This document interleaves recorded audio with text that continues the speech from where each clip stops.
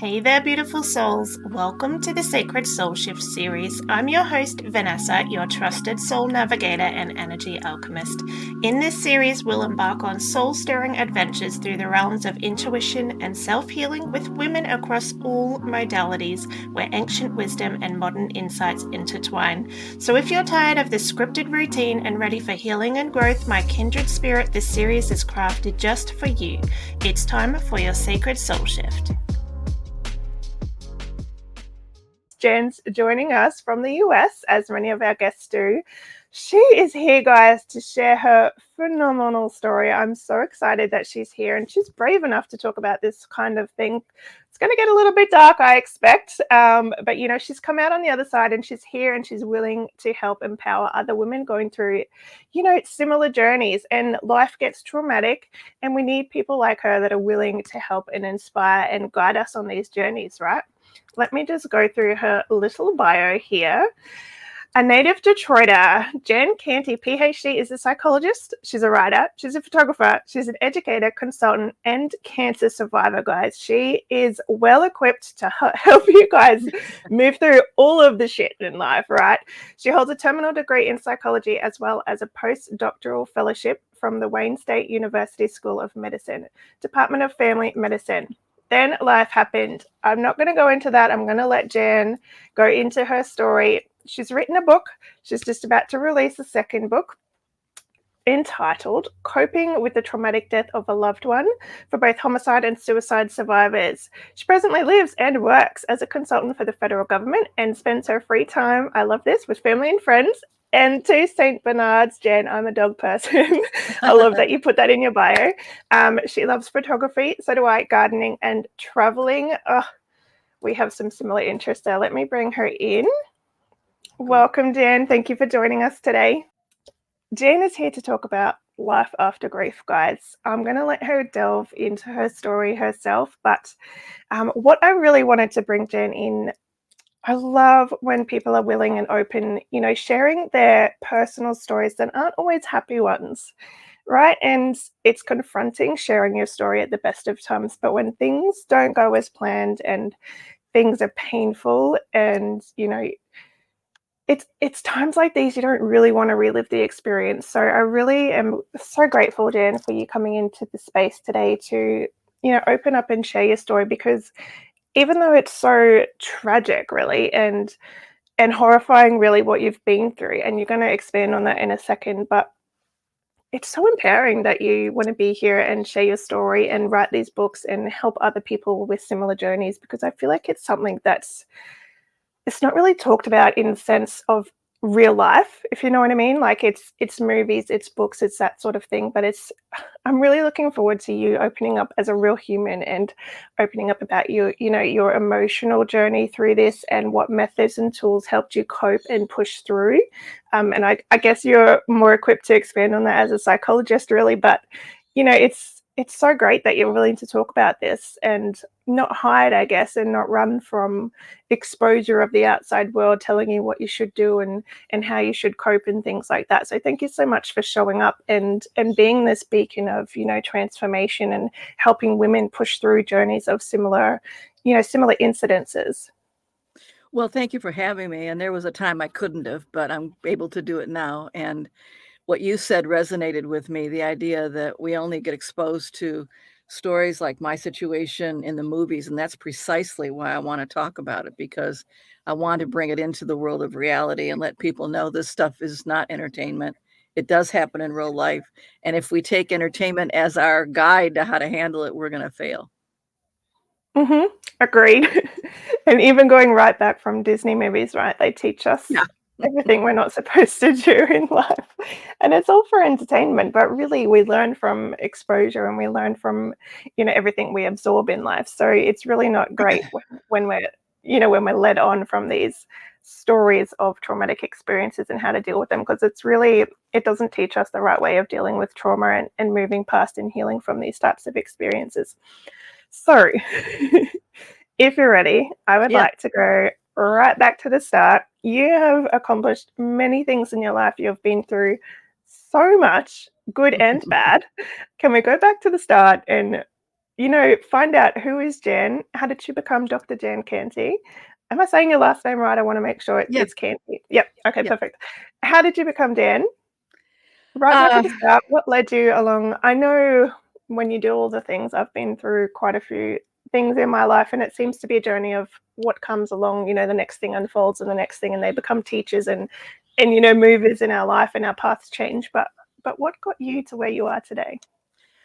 I attribute a lot of it to my parents. My parents were very instrumental in helping me to have confidence and to stick with it and to have compassion and love. They loved research. I mean, they were not college educated people, but my dad loved astronomy. And as a kid, he would sit me down and we'd look at astronomy books. And my mom loved people and she loved art. And so she had compassion for people. So the natural togetherness of that is psychology, I guess.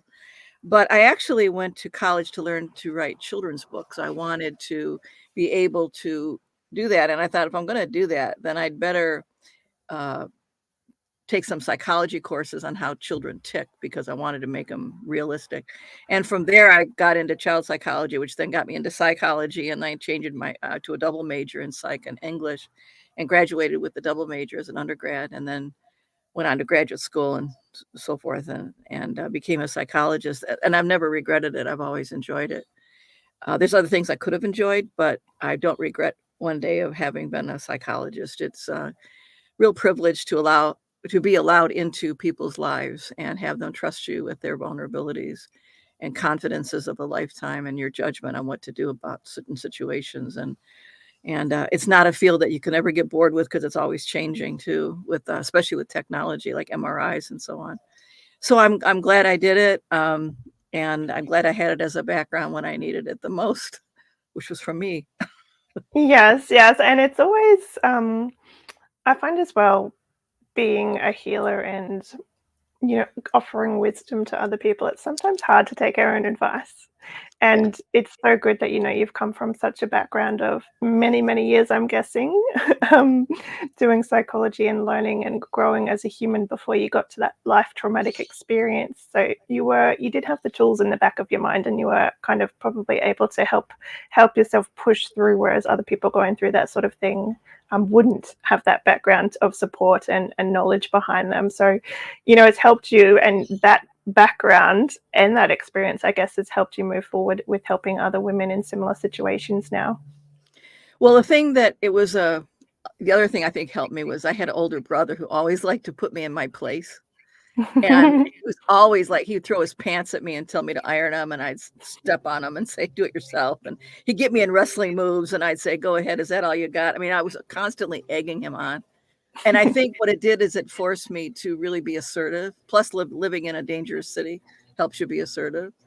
So I think all those combined were helpful. But I think on the other side of it, what I did not have going for me, which in many respects is helpful today, is the event that we'll be speaking about occurred in 1985, which is before the internet, before Mm-hmm. self-help groups, before cell phones, before any of that. And I was living alone. My parents had moved away, and my sister and brother were no longer in the same state, were quite a ways away. So it was up to me to fix me. There was nobody I could reach out to. Wow, it must have been really hard. It I'm gonna was go.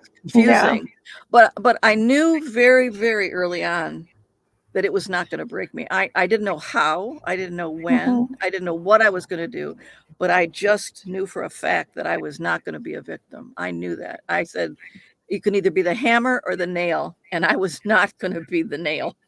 And Mm-hmm. I pledged that to myself, and I thought, I don't know how I'm going to do it, but I'm going to do it, and I'm willing to put in the time and the work, whatever it takes. Wow, and I love that you use, that metaphor that to keep going, because Well, you can I have looked at it goals. like there was no other choice. I mean, what do you do? Yeah. Give up? I mean, Yeah. The other option is to have it all just fall on top of you and yeah, that's just, not an option. yeah. Yeah, I love that. Your energy is really empowering, and I love, yeah, you're so gentle, but I can feel that inner strength through the camera with you. And I love that you now, share that with other people, and that you've written a book about it, your experience as well. So it's out there in the world, and I have no doubt that your story is helping other people in similar situations that, don't know That's where to my hope. turn and when this happens. That's my hope. Yeah. Okay, so if you're ready, I would love to go back to 1985. Um, Tell everybody what happened and, what was the events that occurred from that day, and, what exactly did you have to go through, as a human, as a partner, like the emotional turmoil, and then we'll kind of lead into, how you got out of that space mentally and worked your way to where you are today. Right. Well, July of '85 was a pivotal moment in my life. Up till then, it's been pretty straightforward. I went to school, I went to work, not a lot of drama, never been arrested. Or, I had good friends. Life was pretty smooth. Then July 13th arrived, and I was married at that point 11 years to a man that was several years older than me.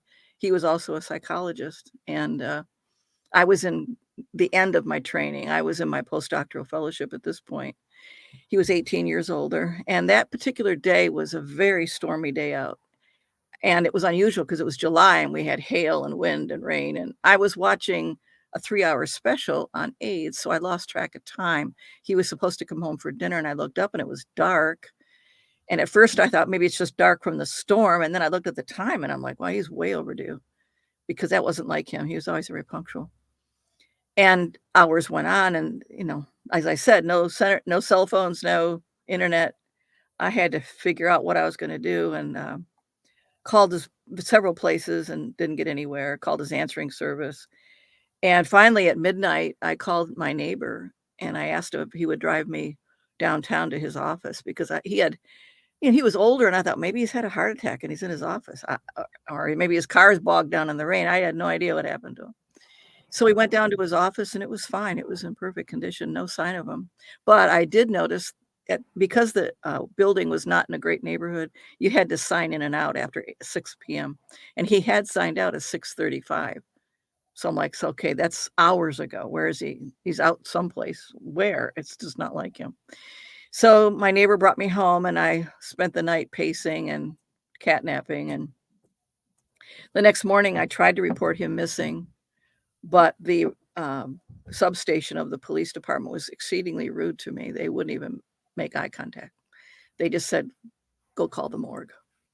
That was their answer. And I'm like, so I went to the next police station and reported him missing.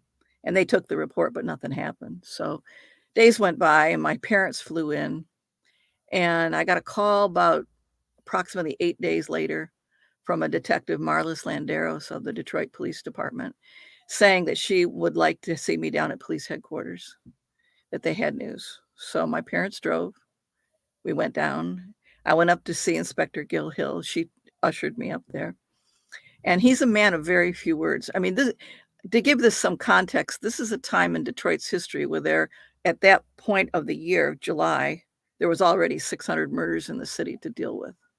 By the end of the year, there would be close to 900. So they had their work cut out for them. They were not there to hold my hand. They were not there to do anything but solve it, move on, get to the next case. That was very clear the minute I arrived. And as I said, Inspector Gil Hill was very short and to the point.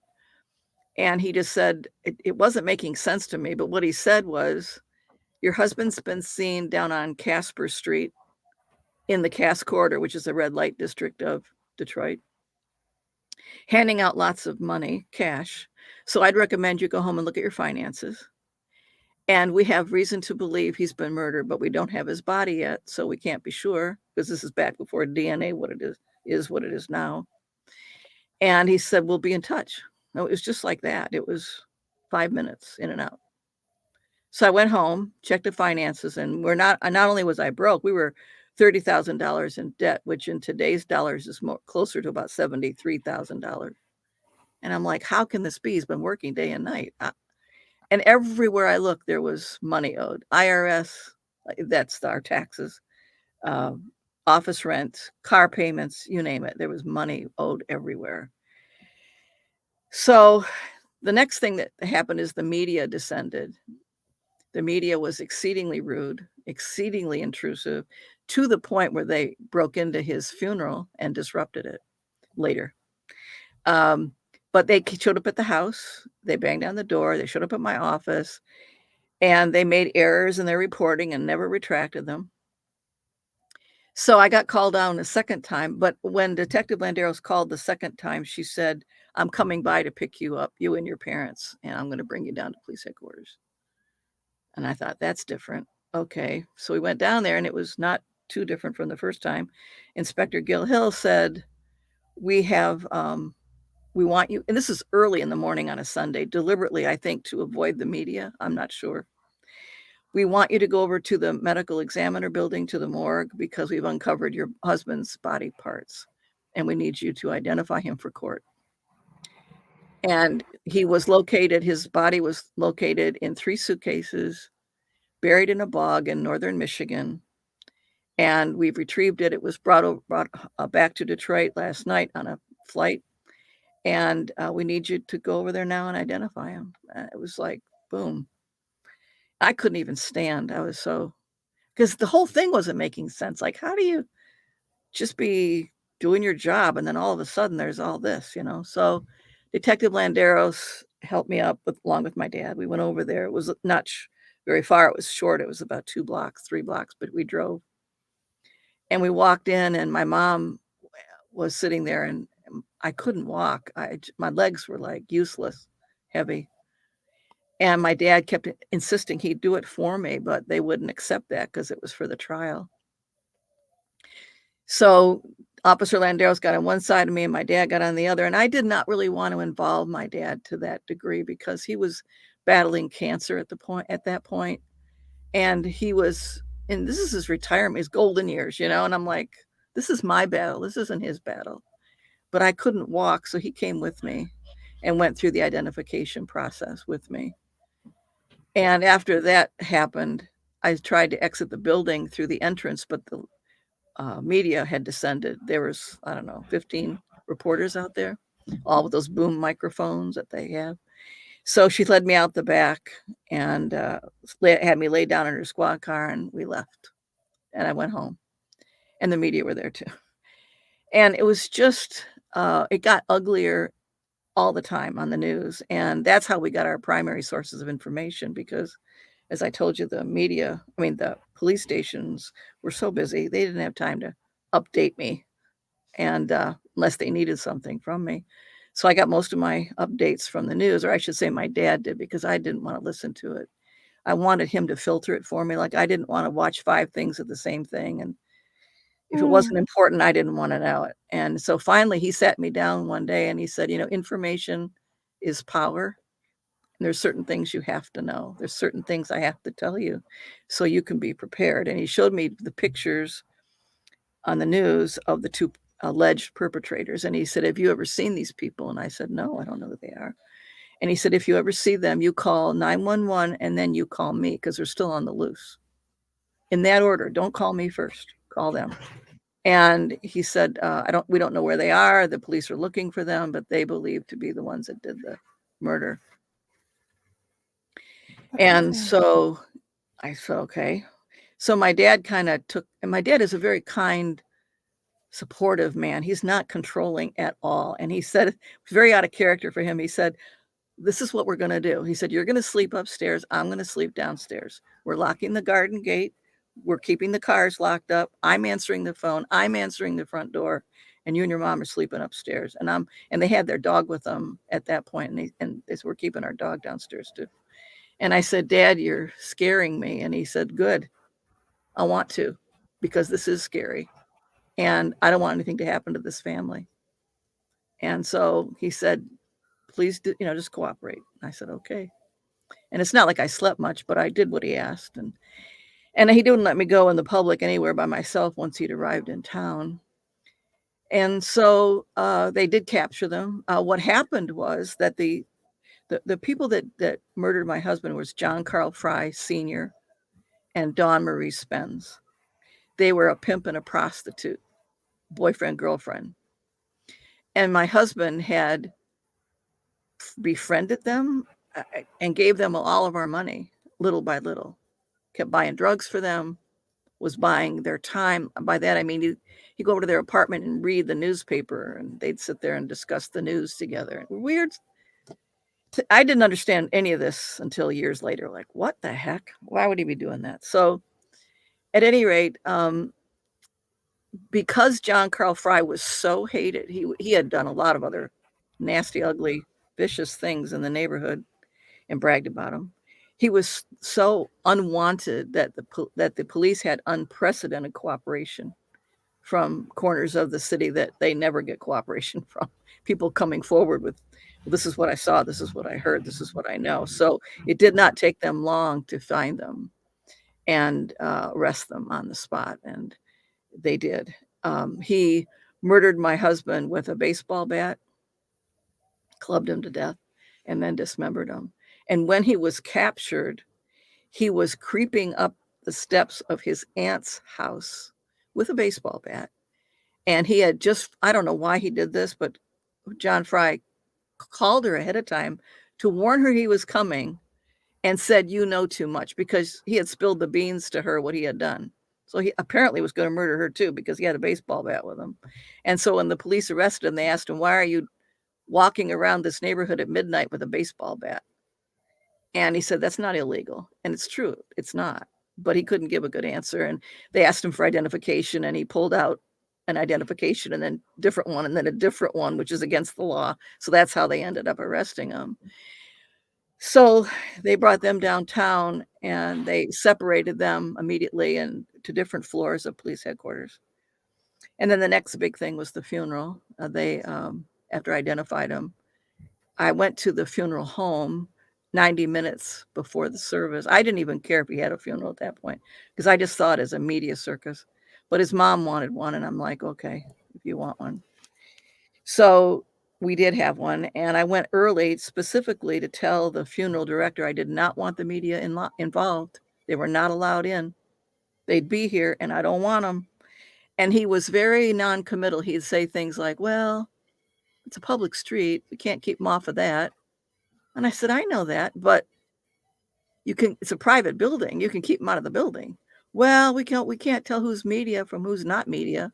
I could really tell I wasn't getting anywhere with this guy. So sure enough, 90 minutes later, it's jammed with people, most of whom I didn't even know. And because we didn't have that many friends, and his relatives were all back east. I didn't know them. If they were there, maybe that's who some of the people were. Maybe some were his patients, but there was certainly some that were media, because they had those big cameras on their shoulders. And they were so inobtrusive, so obtrusive, so loud, so glib about what they'd done that arguments broke out at the funeral. People telling them, why don't you get out of here, you bastards? And I'm like, oh man, this is just exactly what I didn't want. Yeah. And at the I was in the front row facing the speaker, but I could feel the tension behind me just going up and up. So my friend's husband slipped me his car keys, and he said, if you want to leave, just go. And I did. I didn't even stay to the end. So I went home and shut the door and locked it, waited for my parents to arrive. And that was the funeral. That was shortly after. So that would have been late July. And then the next big thing would have been the preliminary exam. That took place, I think it was about 2 weeks later, approximately. I was subpoenaed to go, so I had no choice in the matter. If I hadn't been subpoenaed, I would not have gone. But I had to go, and the purpose of a preliminary, I don't know how things are in Australia, but in the United States, the purpose of a preliminary examination is to see if there's enough charges to move forward to a trial situation or to dismiss the case. And so it's sometimes called a first hearing or first appearance. It's the first time I'd seen them in real life. And it was scary because we walked in the building. Standard procedure, we were all frisked for weapons when we entered the building and had to go through like x-ray stuff. But what wasn't typical was we had to do it again at the entrance to the courtroom. And that's because, again, John Carl Fry was so hated and knew about so many different violent attacks in the neighborhood that they were worried he'd be murdered on the witness stand or something. So the judge ordered a secondary weapons inspection. So we went through that. And then they separated me from my parents, which I didn't like. They made my parents sit way in the back, and they said that's because they did not want them coaching me. But later I learned that they argued with the bailiff and he allowed them to come to the front. I don't remember seeing them, but And Detective Landeros was there, and I remember her whispering to me, "If you lose your train of thought, just look at me." She was such a gem. So I had shifted out of being fearful by this time to being really angry and very tired. The fatigue helped keep me calm, but I was pretty upset at all that had happened. I was upset at the media. I was upset at my husband. I was upset at the perpetrators. And so I was the first witness to be called. I was walking towards the front of the courtroom, and I saw the two uh, people that were perpetrators or alleged perpetrators to my left. And as I was walking by, it was very crowded and a lot of walking around and cameras and activity, bustling kind of a place. Not like I thought. I mean, TV shows it like everybody's quiet and they sit there, and this isn't like that. It was like an airport or something. It was weird. There was a lot of activity, very crowded. And so when I went by their defense table, I acted like I had lost my balance from being pushed onto the table. But really, I was just mad. And I slammed my hand on the table, startled them. Got to the front of the courtroom, and the defense counsel stipulated to my testimony he could not get me out of there fast enough. He wanted nothing to do with me. And I thought, yeah, I wonder why. So then the prosecuting attorney, the DA, got me on, and he didn't keep me long, but he asked me the stupidest questions. Like one of them was, have you given anybody permission to dissect your husband's body? And I'm thinking, dissection is a medical procedure to understand anatomy. What he did was dismemberment, which is for violence. Two different things. And no, obviously I didn't, but that's what was going through my mind, but I just said no. And so I was in and off the witness stand and lickety-split time, and I just walked out and never went back. The trial was scheduled for December, and I did not go. I wanted nothing to do with it. And that's not typical. I will say most homicide survivors, as we're called, do want to be at every motion, every hearing, every nuance. I wanted nothing to do with it. And the reason for that is because I knew that it wouldn't change my life in the least. I'd still be a widow. I'd still be broke. I'd still deal with the media. I'd still have sleepless nights. I'd still have lack of privacy. And none of that would change. In fact, it might make it worse. So why go? So I didn't. And I went to Phoenix instead to be with my parents. So I was there, and the trial was over. They had separate trials. John Carl Frye had a jury trial.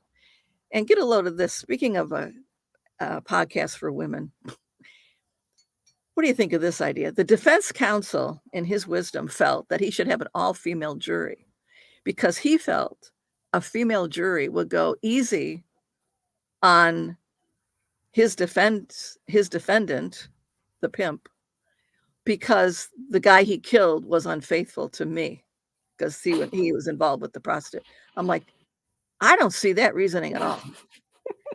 The Like, opposite. oh, yeah, what do I know? I'm not an attorney. And so he didn't want nothing to do with me, and that was fine. So they quickly convicted him. In fact, when John Carl Frye got on the witness stand, he started bragging about it. He had no scruples about what he had done, and he justified it by saying, well, we were sick, we did drugs. He'd been in and out of prison so much, it was like, well, what's the big deal? I'm going back. I'll probably get out someday. So he didn't care. And she had a bench trial, which means the judge determines the sentence, and the judge went exceedingly easy on her. So he got the maximum, Don got the minimum. She was out. All he really made her do was go through drug rehab. And even though she transported body parts, she'd been in prostitution, she transported drugs, all the stuff, never charged her with any of that. And she was out before I could sell my house. So I tried living in that house. I wanted to sell it as soon as I could. I couldn't afford it, for one thing. And for another thing, I didn't want the people knowing where I lived. And for the third thing, it was too big for me.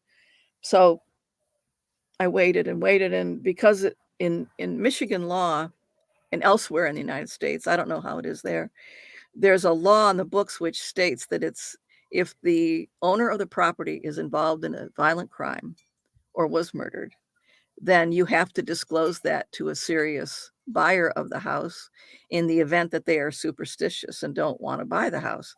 And if you fail to do that, then they can rescind the offer at any time. Well, that devalues the property. In my case, compared to other properties, it devalued my house by 23% and made it twice as long to sell.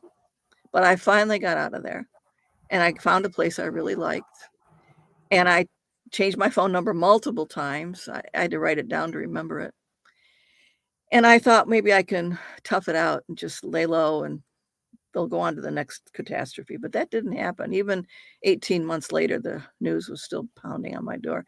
And I did not know till many, many years later that the reason for that was because one of the reporters wanted to write a book. So anything that happened 1 year ago today, kind of a thing, he kept the fans going. So after 18 months of that, I thought, much as I like living here, it's not home anymore. I don't like being pointed at in public. I don't like being pitied. I don't like being referred to as the widow. And fortunately, I have no children, so I can make my own decisions and just do what I want to do.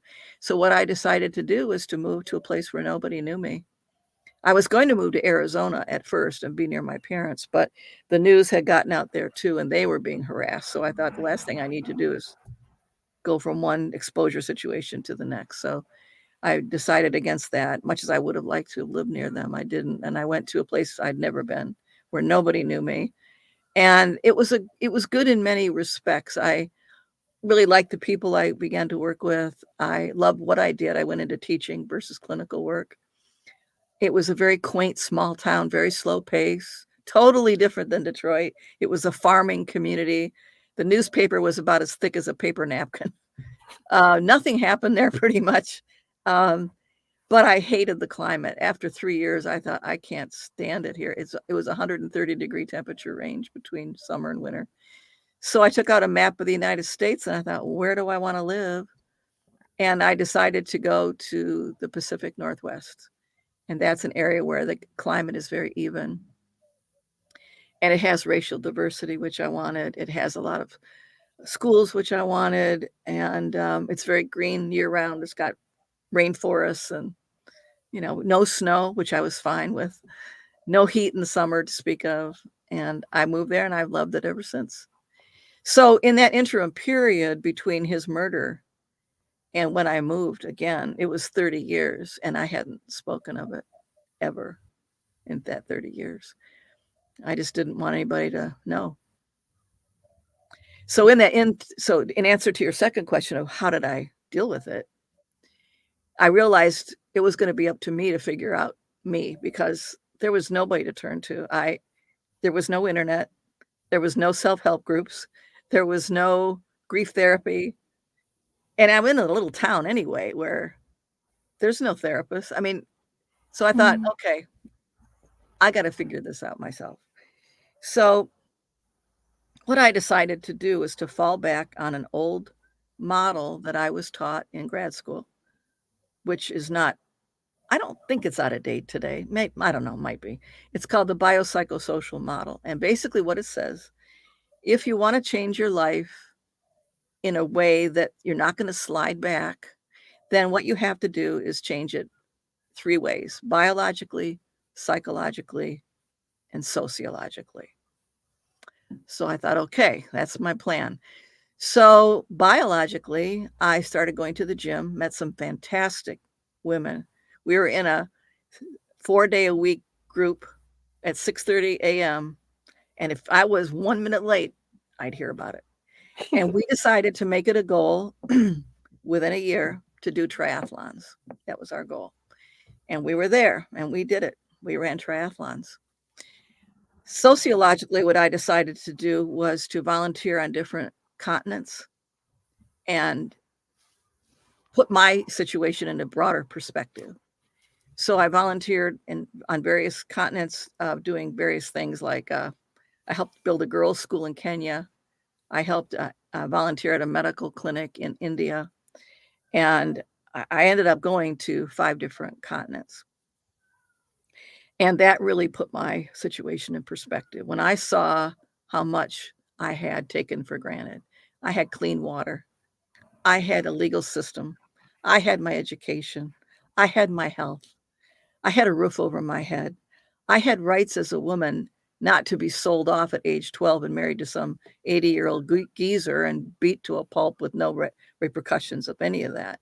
And I met women that had every right to give up, but didn't, and had a grace about them in spite of their situation. And I thought, by golly, if they can do it, I can do it.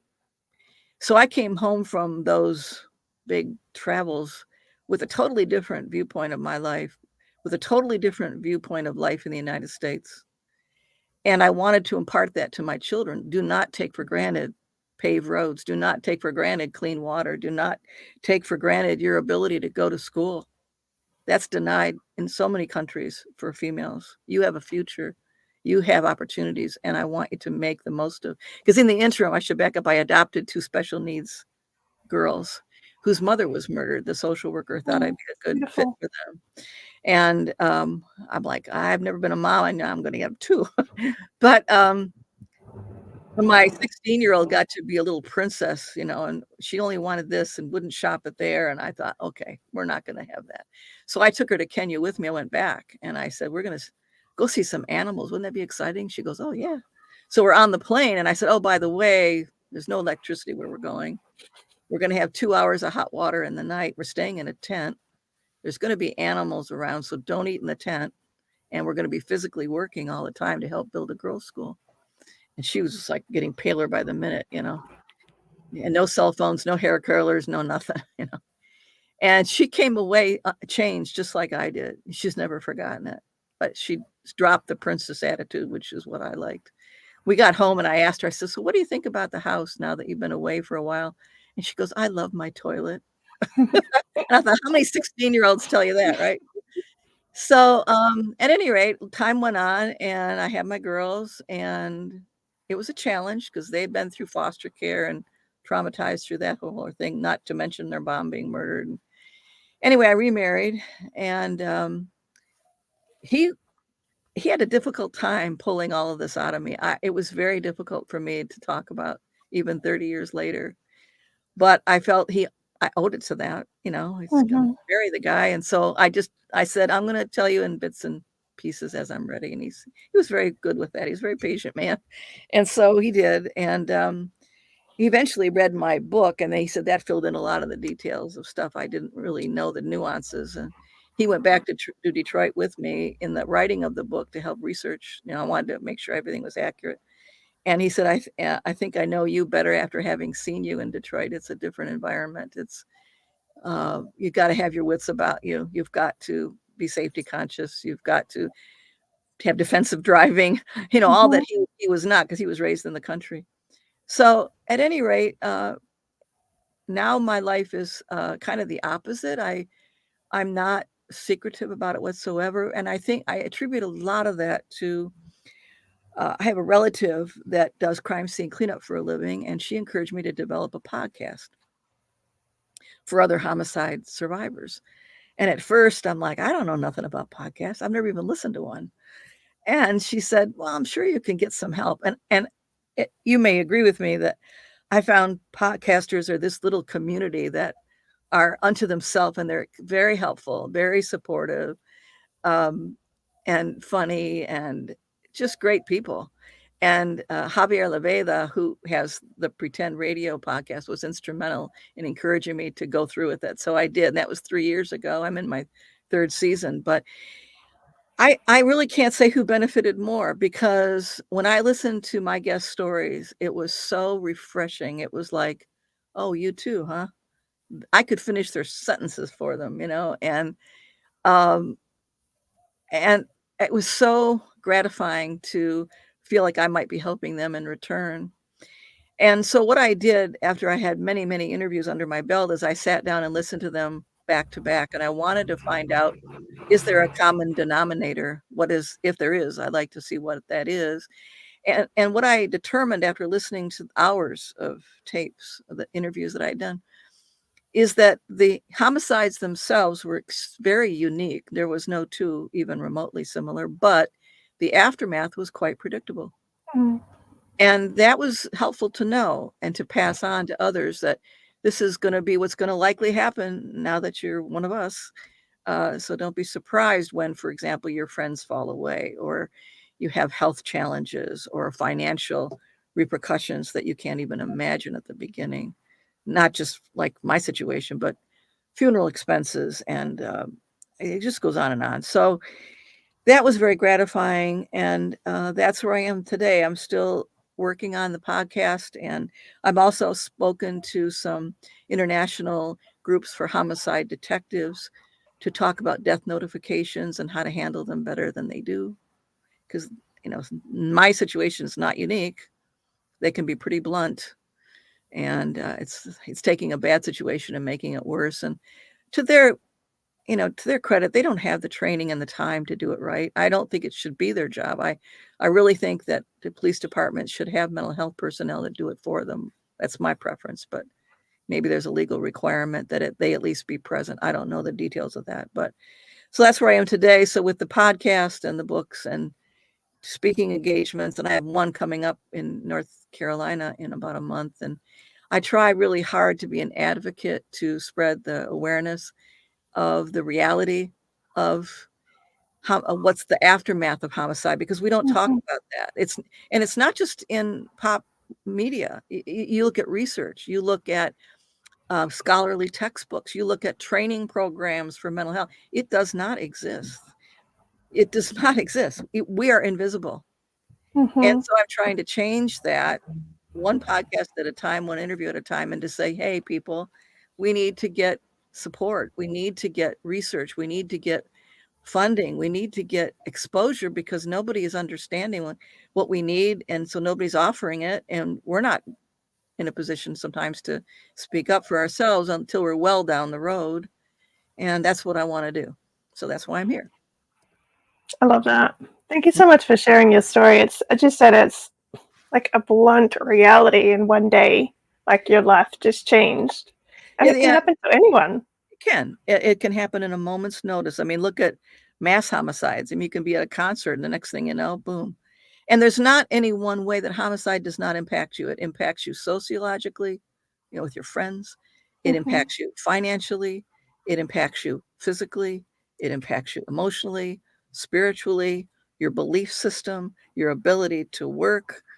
There's no way it doesn't come down on you. And I think part of the difficulty is people don't anticipate that. Maybe that's a godsend in some ways, that they don't get the full picture at the beginning. But once they're through it and they look back, and it's like, oh yeah, I did have that. I did have that. I did have that. And it's just an all-encompassing, life-changing trauma. And that's another kind of issue I have, is we use the word trauma so casually. And trauma really means life-changing. It does change you right down to the cellular level. And you don't go back to baseline. It does change you. It doesn't mean you constantly live in a state of anxiety and depression or anger, but it does change you forever in some ways. Yeah, it definitely shifts like your belief patterning and everything, and which, has a domino effect on every event that happens after, even if it's not directly linked. So I completely agree with that. And I love how you did spend 30 years healing. Like, not everyone's healing journey is going to be the same, and it's not something that you need to, I think society today, you did mention that it was before internet and, support groups and that sort of thing, which I feel today sometimes pushes people through a healing journey, and there's this expectation I to couldn't go through agree it more. quicker. Yeah. And I love that you spent 30 years healing before you were ready to share your story. There's not really, there's no time kind of continuum around healing and overcoming things, regardless of whatever the incident was, right? So Right. I love that you're so forthcoming and saying, it took me 30 years to be able to share my story. And I love that you are sharing your story now, because it's obviously influencing a lot of people, with your podcast and helping around the world, even though it wasn't directly linked to what happened to you. And I also love that you're using gratitude to shift perspectives. I love gratitude work. And it really is the key, and it so quickly helps to shift, a negative mindset to such a positive one. Just realizing how much we do take for granted. It's a huge It's like impact. when I went to the doctors the other day, and I had, I'm in my 70s now, and I went to the doctors and I had a sore knee, and he's looking at it, and I said, but my right one's good. And he said, And your point being, and I said, I'm grateful I have a good knee, you know, Exactly. and that's the same attitude that got me through cancer treatment. And, you know, it's not curable, but I Mhm. know that I'm grateful I had insurance, grateful I had good doctors, grateful I got early diagnosis because I fell in training for my 5th triathlon and broke my arm, and that's how it was discovered. So, you know, all those things were in my favor. And I live in a culture where treatment's available. I mean, I was thinking about the women I met in other parts of the world. They would have no hope, nothing. They would not see a doctor for anything, for any reason, at any time in their life, ever, period. Mhm. And how lucky am I that I literally am an hour and a half away from one of the best places in the country for treatment, where it's groundbreaking Mhm. research is done there. You know, I mean, Yeah. the physicians that treated me have to spend half their morning or half their day in research and then half their day in the clinic, and that way they're on top of things. But they also bring a person into their research that they're doing. It's a great model. I love that. And I love that perspective because, there's people that don't want to drive 10 minutes to get help, which Yeah, is insane. yeah. Um, so let's shift a little bit to what would your recommendation be for someone, that's going through grief. It's just happened. It doesn't have to be like a crazy incident such as yourself, but what are your first steps? Is it to reach out for help? Is it to spend time healing yourself silently, or is it reaching out to support groups? Or what is your recommendation for someone that's, it's just starting to go through this grief process after losing a loved one? Well, I think very early on, they need to make contact with their physician. That's probably one of the first things they should do because medical problems are the first to show up and the last to leave. And number one being insomnia. And if you're getting by on 2 and 3 hours of cat naps a night, I'm here to tell you, you are not functioning. And that doesn't matter what comes next. You're not going to get much out of it.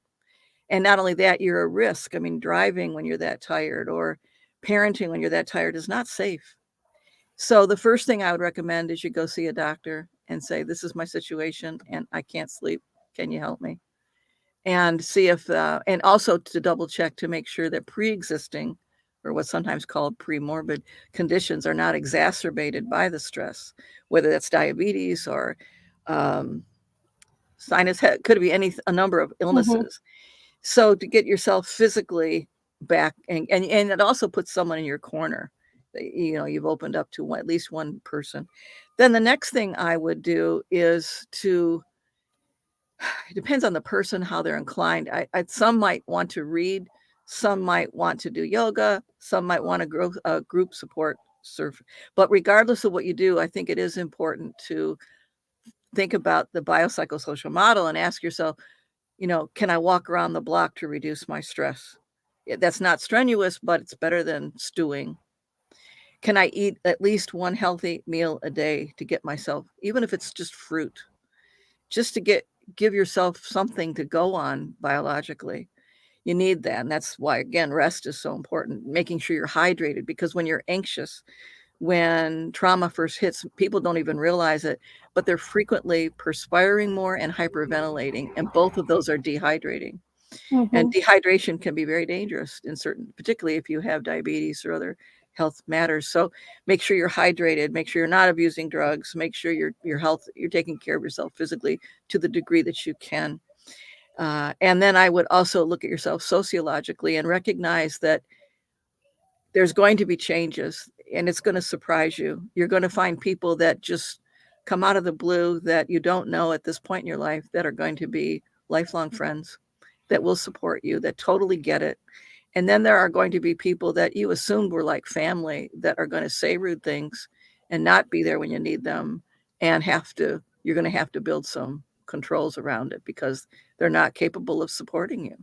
Because the people that resent the boundaries the most are the people that need them the most. And that's just a fact. That's just the way it is. It does not matter. I don't think your age or what you do for a living or the circumstances. Everybody has the right to have dignity and to grieve in their own manner.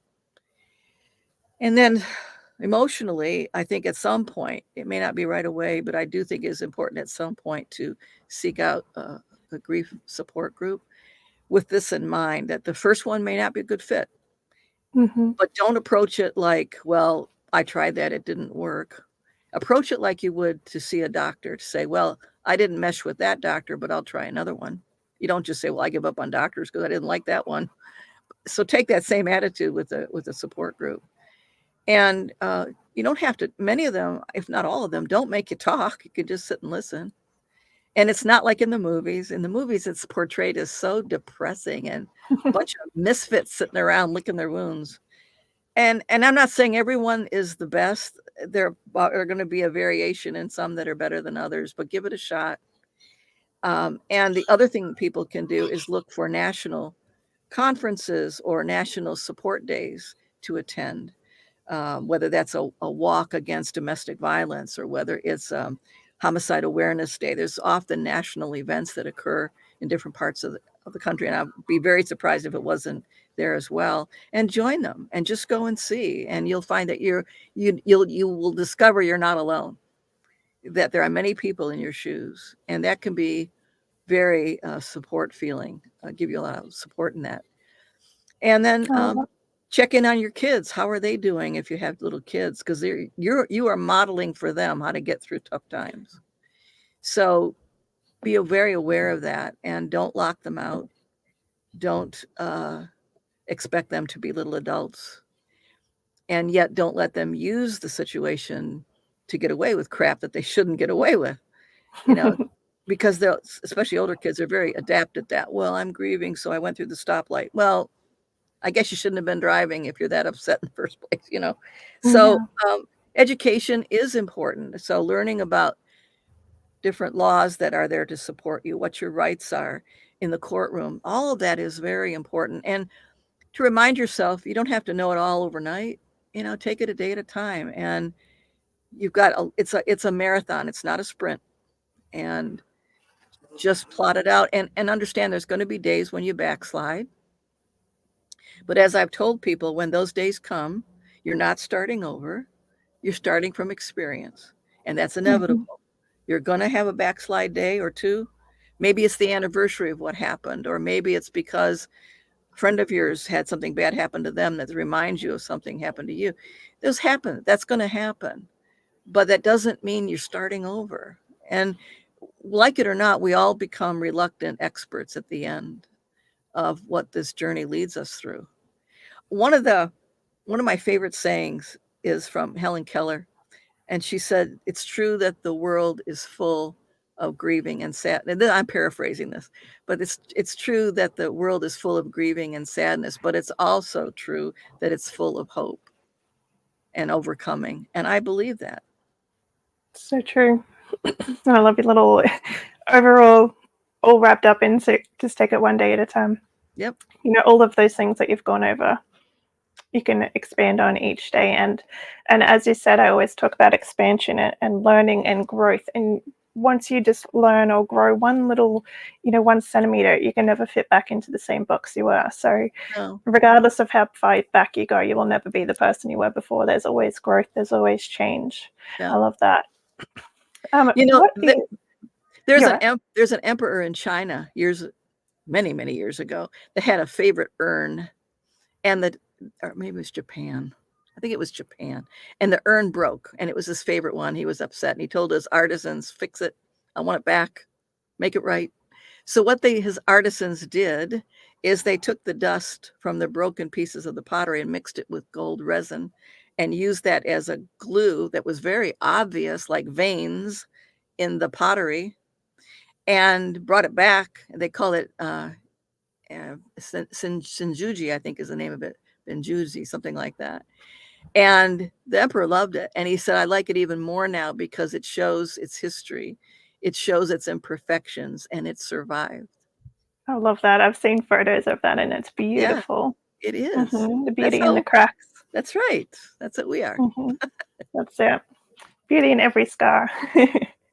It's hell getting there, but what doesn't it doesn't come easily, but it does come, and it is survivable. And you just have to be patient with yourself and be realistic and connect, take care of your health, look at what it is you're telling yourself, and make sure it's realistic and accurate. and give yourself some time to heal. It doesn't happen overnight. We tend to be a very impatient culture. Mhm. Yes, agreed. And I think that's part of, this whole technological, everything's available 24/7 I a couldn't world agree that we more. live in. Um, my last question directly for you, Jan, is what is your legacy? What's Jan's message for the world? What is it that you want to leave behind? It's something I think a lot about, actually. And I think if there's one thing, it's that I tried to, as much as I realistically could, to take everything that came my way by the horns and make the most of it, to whether that's with my education, with my daughters, with my photography, whatever it might be, that I'm not a person ever that wants to sit in my however long I have left and say, gosh, I wish I'd done X, Y, and Z. I don't let the grass grow under my feet. I don't pretend like I have tomorrow. I'm not impulsive. I don't go off half cocked, but I never take time for granted. Mm-mm. I always try to make use of what I have in front of me and say, this is an opportunity. Let me grab it while I can, because it may never present itself again. And I do not want to look back and say I did nothing with my life. I want to look back and to say, I made the world a little better than I found it. And the world tried to break me and it didn't. And I hope I pass that on to my daughters and my granddaughter, so that whatever comes their way, they're going to look at it the same and to say, this is part of being a human being. Nobody promised us a rose garden. Exactly. And no matter how tough we got it, believe me, there are people out there that have it so much worse. There's no time to lick your wounds. There's no time to feel sorry for yourself. That doesn't get you far. What gets you Mhm. far is appreciation for what you do have. What gets you far is realizing if you do advocacy for your situation, you're helping yourself in the process too. And there's so much work to be done. There is no time to sit idle and to say, I wish, and why doesn't somebody do this for me? It's like, well, why not? If you've got the resources, do it. I love that. You're such a pillar of strength for what you've gone through to be able to, use that shift in perspective to see other people have it worse and to Oh, use that to help empower other women. It's huge. international travel convinced me of that. It's not just Hmm. something I say because I read it off of Pinterest. Yeah, It's seeing it and that's firsthand is, whoa. exactly.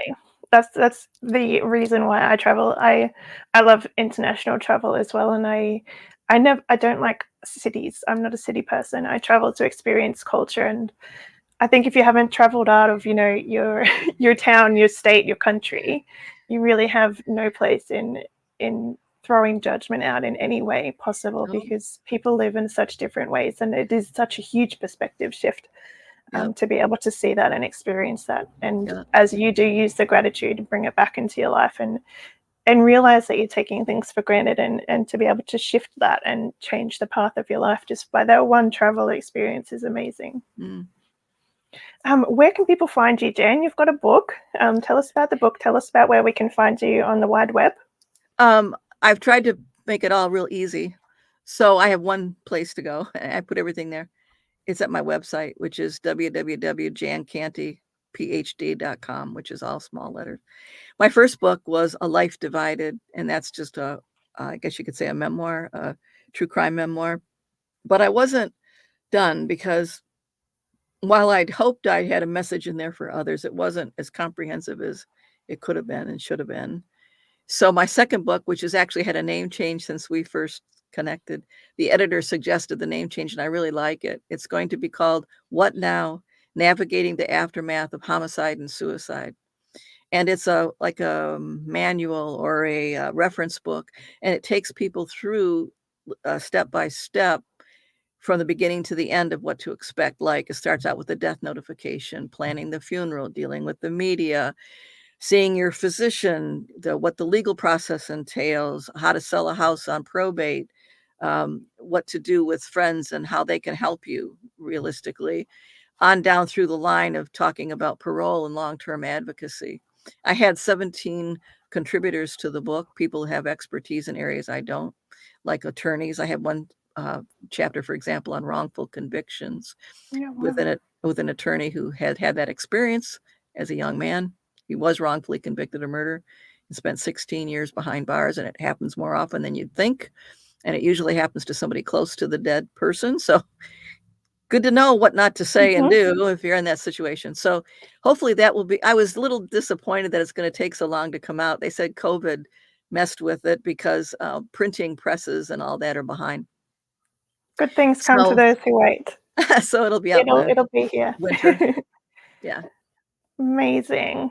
Thank you so much for being with us, Jen. Thank you so much for sharing your story. It is a different story to what I usually share, but I love bringing women in from all walks of life and teaching and sharing wisdom on things that I can't myself share. I'm all about empowering women in every way possible. So thank you so much. This is such a deep and soul-centered share that you've experienced and had with us this morning or your afternoon. So thank you so much for joining us here. Thank you for having me. And being a part of this group. And I have no doubt that your upcoming book is going to help so many women out there that, need this information that isn't out there in the world. And it's kind of, a tricky situation to bring up and talk about in groups that don't actually know what's going on. So I have no doubt that this book is going to be a godsend to so many women. I hope. Thank you so much. You go and enjoy your weekend. Thank you, Jan. Thank you. Bye. Bye.